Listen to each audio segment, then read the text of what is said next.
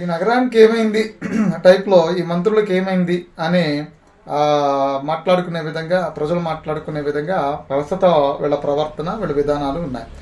మొదట్లో కొంతవరకు వీళ్ళు ఏదో మాట్లాడుతున్నారు అంటే ఆ పార్టీలో ఉన్నారు కాబట్టి, లేదంటే ఆ పార్టీలో అధికారంలో ఉన్నారు కాబట్టి, ప్రజాప్రతినిధులు ఉన్నారు కాబట్టి, ఆ పార్టీ వాళ్ళని పిలిచి హక్కును చేర్చుకుంది, సీట్లు ఇచ్చింది కాబట్టి తప్పదు, ఆ పార్టీ తరపు నుంచి వాళ్ళు రిప్రజెంటేషన్ తీసుకోవాల్సిందే, మాట్లాడాల్సిందే అనేది విధంగా ప్రజల్లో ఉండేది. అంటే పార్టీ తప్పదు, పార్టీలో ఉన్నప్పుడు తప్పదు, ఎవరైనా సరే ఆ ముఖ్యమంత్రిని, ఆ పార్టీ గురించి, ఆ ముఖ్యమంత్రి గురించి, ఆ పరిపాలన గురించి, ఆ అభివృద్ధి గురించి, ఆ సంక్షేమాల గురించి అద్భుతంగా ఏమున్నా లేకపోయినా సరే ఆహా ఓహో అని చెప్పని పొగట్టం, హరికథ టైపులో పొగట్టం, లేదంటే ఏదో ఒక విధానాన్ని పాటించేవాళ్ళు. సో అది కూడా ప్రజల్లో స్టార్టింగ్లో పెద్ద ఎంబేజింగ్ అనిపించేది కాదు. ఇప్పుడైతే రాను రాను ఏమవుతుందంటే వీళ్ళు రేపొద్దున 24 ఎన్నికలు అంటే 2014లో ఈయన పరిపాలన ఇస్తే అంత వర్కౌట్ కాదేమో, చంద్రబాబు నాయుడు గారికి ఒకసారి అవకాశం ఇద్దామని చెప్పి అనుకుని చంద్రబాబు నాయుడు గారికి ఇస్తే బెటర్ అనుకుని విడిపోయిన విభజన ఆంధ్రప్రదేశ్లో ఉన్నతమైనటువంటి ఆలోచన ఉన్నటువంటి ప్రతి ఒక్కరు కూడా ఆ రోజు ఆలోచించి ఓట్లు వేశారు.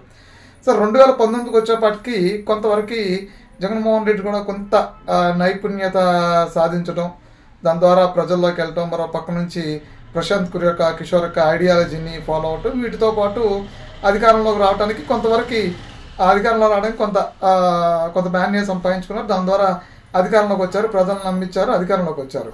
అధికారంలోకి వచ్చిన తర్వాత అంటే అది ఇప్పుడు ఈయన బెటరే అనుకునే రీతిలో లేదు, ఈయనకు ఒకసారి అవకాశం ఇస్తే పోయేదేముంది, లేదు చేయగలుగుతాడు, రాజశేఖర రెడ్డి గారు కుమారుడిగా రాజశేఖర రెడ్డి గారికి ఉన్నంత ఐడియా ఉండొచ్చు, లేకుండా ఎందుకుంటుంది, రాజకీయ కుటుంబమే కదా, ఆ నేపథ్యం నుంచి వచ్చిన వాళ్ళే కదా అనుకున్నారు. సో ఆ ప్రకారం కొంతమంది ఉన్నతంగా ఆలోచించే వాళ్ళు, మేధావులు, విద్యార్థులు, నిరుద్యోగులు, ఉపాధ్యాయులు, ఉద్యోగులు, అన్ని వర్గాల ప్రజలు ఆదరిస్తే దాదాపు 151 సీట్లతో ఓట్ బ్యాంకు అంటే 10% కూడా వైఎస్ఆర్సీపీ సొంత ఓట్ బ్యాంకు లేనటువంటి పార్టీ కాంగ్రెస్ పార్టీ పుణ్యమా అంటూ కూడా అద్భుతంగా దాదాపు 49-48% ఓట్ బ్యాంక్తో ఎక్కువ సాధించగలిగారు, సీట్లు సాధించుకోగలిగారు, అధికారంలోకి వచ్చారు. అంతా హ్యాపీ. అధికారంలోకి వచ్చిన తర్వాత ప్రజలకి వీళ్ళు అంటే ఒక్క అవకాశం ఇస్తే పోయేదేముంది, చేయగలుగుతాడేమో అనే అవకాశం ఇచ్చిన ప్రతి ఒక్కరు కూడా చెప్పుతో కొట్టినట్టు పరిపాలన చేసే వాటికి అమ్మో ఇంత దారుణంగా పరిపాలన చేస్తారా ఇంత చెప్పుతో కొట్టినట్టు పరిపాలన చేసిన తర్వాత కూడా అంటే మొదట్లో ఎమ్మెల్యేలు, మంత్రులు వాళ్ళందరూ కూడా భజన చేస్తున్నప్పటికీ భజన పరుల హరిదాసులాగా బుర్రకథలు, హరికథలు చెప్తున్నా సరే, ఆ ముఖ్యమంత్రి గురించి మాట్లాడుతున్నా సరే, ప్రజలు కూడా కొంత ఏంటంటే లేదు వాళ్ళు ఆ రిప్రజెంటేషన్ ఇస్తారు, ఆ రిప్రజెంటేషన్ తీసుకుంటారు అనే దాని మీద ఉంది. రాను రాను ఏమైందంటే ప్రభుత్వం ఉంటుందో ఊడిపోద్దో తెలియనటువంటి పరిస్థితుల్లో కూడా అదే పద్ధతిని పాటిస్తున్నారు.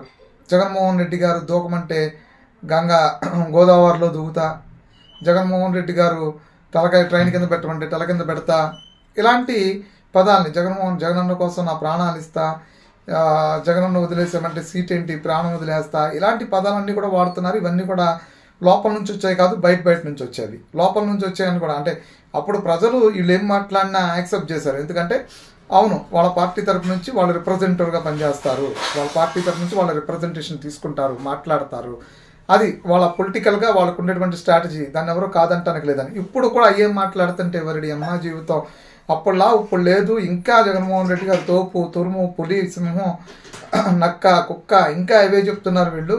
ఇంకా అక్కడ ఉండి ప్రజలేమో పక్క నుంచి విపచ్చమైనటువంటి వ్యతిరేకత ఇబ్బందితో ఉన్నారు, ప్రజలు ఈ భరించలేకపోతున్నారా బాబాయ్ అనుకుంటున్నారు. ప్రజల్లో వ్యతిరేకత వచ్చి ప్రజలు ఎందుకు అవకాశం ఇచ్చామని బాధపడుతున్నప్పుడు కూడా ఎప్పుడు ఎన్నికలు వస్తున్నాయి అని చెప్పని ఎదురు చూస్తున్నటువంటి టైంలో కూడా ఇంకా వీళ్ళు జగనన్న అంటే ప్రాణం, జగనన్న కోసం దూకుతాం, జగనన్న కోసం పాకుతాం, జగనన్న కోసం దిగుతాం అనే చెప్పుకుంటూ తిరుగుతున్నారు. సో ఇలా చెప్పుకుంటూ తిరగటం వల్ల రానున్న రోజుల్లో ఓ పక్కన ఎన్నికలు, మరో పక్కన ఓటమి భయం, ఇన్ని ముందు పెట్టుకుని ఇంకా జగనన్న భజన ఏంట్రా బాబు, జగనన్న పొగట్టం ఏంటి, మీ నియోజకవర్గాల్లో ఏం చేశారో చెప్పమంటే ఇంకా జగనన్న కోసం చచ్చిపోతాం, జగనన్న కోసం పొడుస్తాం, జగనన్న కోసం గిల్లుతాం, జగనన్న కోసం కరుస్తాం, ఎంతకాలం చెప్పుకుంటూ తిరుగుతారు. ఆ మాటలు మానేసి ఎన్నికలకి ఇంకా 3 నెలల సమయం ఉంది కాబట్టి ఇప్పుడు వరకు మీరేం చేశారు, మీరు అప్పట్లో ఇచ్చి చనిపోయినటువంటి హామీలు ఏవైతే ఉన్నాయో వాటిని ఏం చేశారు అని చెప్పని మాట్లాడుకుంటా అంటే వీటి మీద క్లారిటీ ఇస్తే బాగుంటుంది తప్ప